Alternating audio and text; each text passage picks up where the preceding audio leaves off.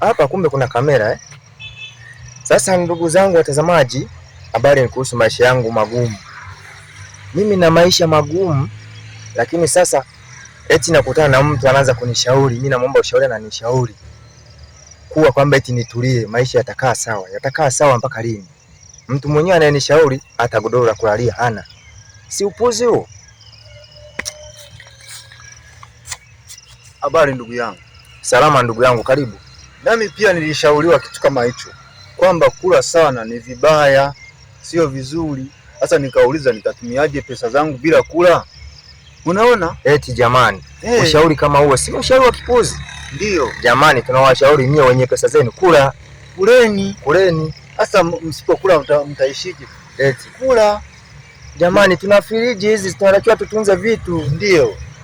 Kingine msisahau kusubscribe kama mnahitaji kupata uzima wa milele. Ukifika pale YouTube channel yetu inaitwa Watundu Bukoba. Pia ukihitaji kuwa na sharubu kama za kwangu hizi, unaweza kusubscribe hapo, vitu vikaenda sawa.